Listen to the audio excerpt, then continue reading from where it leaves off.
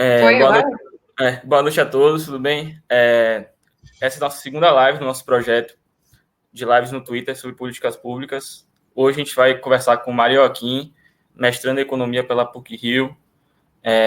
Ela tem um trabalho focado na desigualdade de gênero e hoje a gente quis abordar esse assunto e achamos que ela é uma convidada perfeita para tratar desse tema.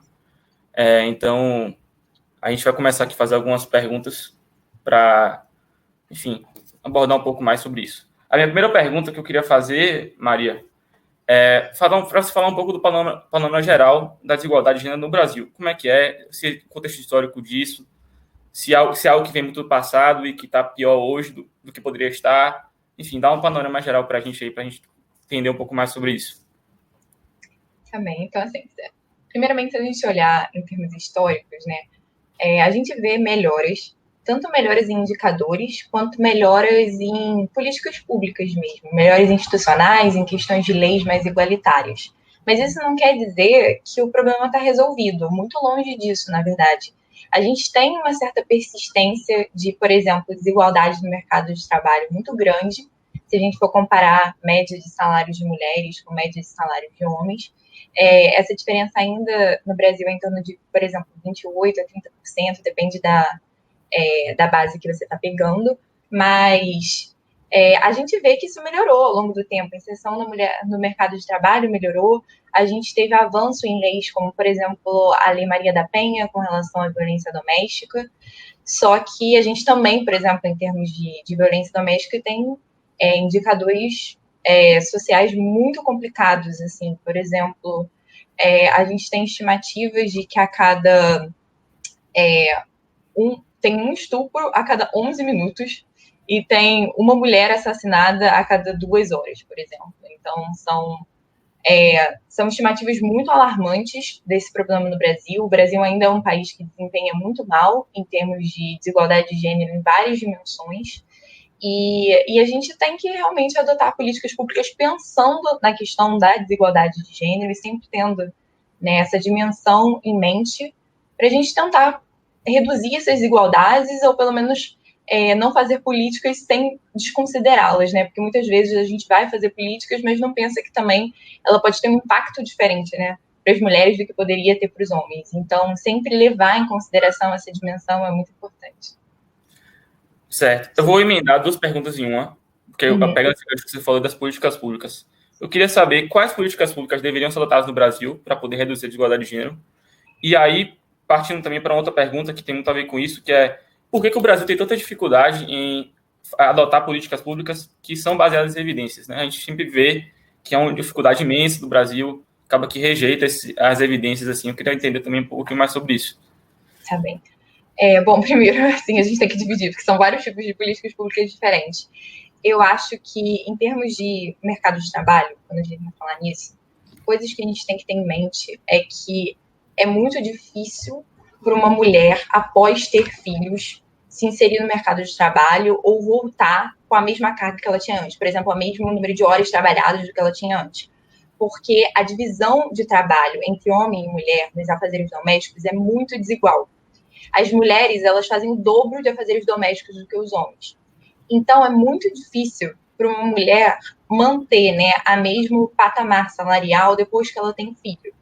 E mesmo de voltar ao mercado de trabalho. A gente vê, por exemplo, um número de demissões muito grande depois que passa esse período em que a legislação não permite demitir o trabalhador depois de tirar a licença maternidade, né?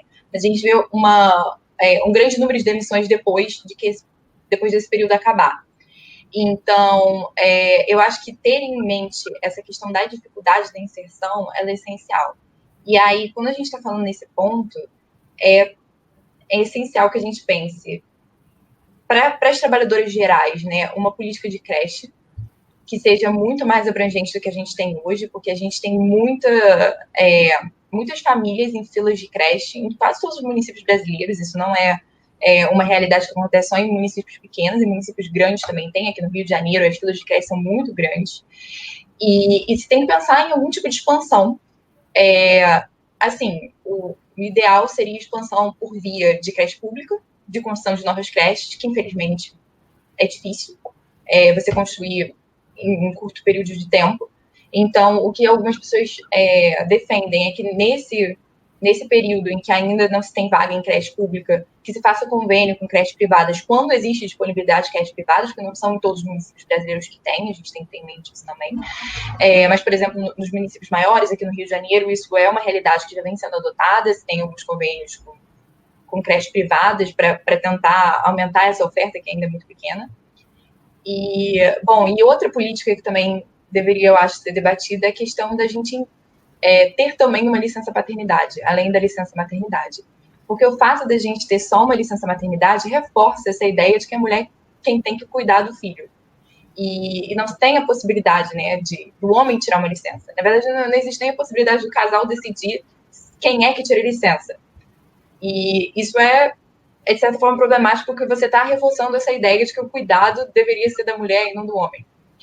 Mas um ponto também dessa questão de você colocar uma licença paternidade é porque o desenho dessa licença é algo complicado. O que acontece é que os países que tentaram implementar uma licença parental, ou seja, o homem e a mulher podem decidir quem é que tira a licença, né? Podem até dividir o tempo de tirar, não precisa ser só enfim, o homem ou a mulher do casal que tiram a licença. Mas eles viam que era a mulher que sempre tirava, porque as normas sociais são que as mulheres têm que cuidar, e aí o poder de barganha da família era a mulher que tirava a licença. Então, esses países que previamente tinham adotado esse sistema de licença parental, eles passaram a adotar certos tipos de incentivo para os homens tirarem licença. Que tipo de incentivo era esse? Tinha uma cota do homem tirar licença. Então, eles tinham que tirar em certo período de tempo, senão ele perdia esse tempo. Né? Então, acabou que os homens começaram a tirar mais licença. Acho, se eu não me engano, agora foi na Noruega. Alguns dos países, assim, aumentou em 30% o número de homens que tiravam a licença. Em alguns países você encontrou que teve realmente melhoras nas condições das mulheres no mercado de trabalho, outros que não necessariamente teve, alguns que os homens participaram mais do cuidado dos filhos, outros que não teve. É difícil você encontrar um desenho perfeito na licença, isso vai depender de muitas restrições legais, inclusive dentro do país, mas assim, é um debate que não se tem. E a gente não pensa nisso, a gente pensa sempre em licença maternidade como sendo algo para a mulher. É obviamente um direito da mulher, a licença maternidade ela tem que existir, mas só a licença maternidade, a gente argumenta que assim, não deveria ser só a licença. O homem também deveria ser inserido nessa questão do cuidado com os filhos, que é uma das coisas mais essenciais do que a literatura de diferenciais salariais de gênero aponta hoje em dia, que determina muito, né, essa diferença de salário é a questão do nascimento do filho e da divisão do cuidado com ele. Mas, bom, eu vou falar de outras coisas também, porque eu falei só de mercado de trabalho agora. Mas eu posso continuar falando de mercado de trabalho e depois eu vou para os próximos. Beleza. Algumas políticas muito interessantes que estão sendo adotadas em outros países, por exemplo, você, depois do período da licença maternidade, você fazer uma volta gradual dessa mulher para o mercado. Então, acho que foi uma política adotada na Argentina, que eles tinham um certo período que a mulher voltava a trabalhar part-time, né? Trabalho parcial. E se argumentava que aí você tem um período que a mulher pode se adaptar com uma flexibilidade, né? Ainda tendo que cuidar do filho, mas conseguindo conciliar mais com o trabalho, e depois desse período parava de ser subsidiado pelo Estado esse regime parcial, e que é uma política que deu efeitos positivos para as mulheres, é interessante.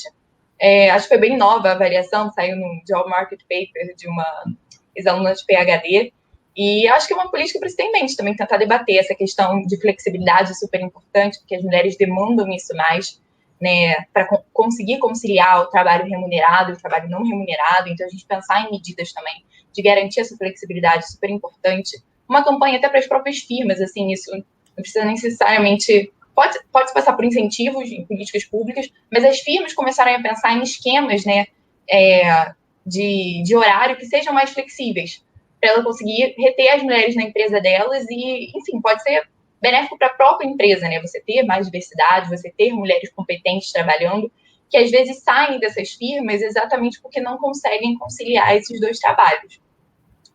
E aí, um outro ponto, que talvez seja uma política mais voltada a tentar diminuir discriminação contra as mulheres no mercado de trabalho, foi uma política também adotada em um outro país, agora eu vou esquecer aonde foi adotada, mas era que algumas empresas tinham que colocar público, né, o diferencial de salário entre homens e mulheres nessa empresa. Eu não sei muito bem como que era feito, se era necessariamente, se eles divulgavam. Tá me ouvindo, Maria?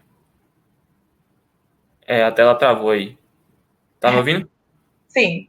Pronto, pode falar. Não, pode Bom, falar, então. eles tinham que deixar público, né, o percentual de mulheres, o percentual de homens e essa diferença salarial. Isso é interessante, na verdade, a política poderia ser só, né, você deixar público, e aí vira uma questão de responsabilidade social, até da sociedade cobrar dessas empresas que tenha mais representatividade, né, e deixar mais claro, com mais transparência, exatamente quantas mulheres essa firma está empregando, qual é o compromisso que elas têm com a igualdade de gênero dentro delas. Bom, enfim, eu acho que de mercado de trabalho já falei de várias políticas, assim, obviamente. Sim. Peraí, que teve um pequeno problema técnico aqui. Vou tentar colocar ela de novo.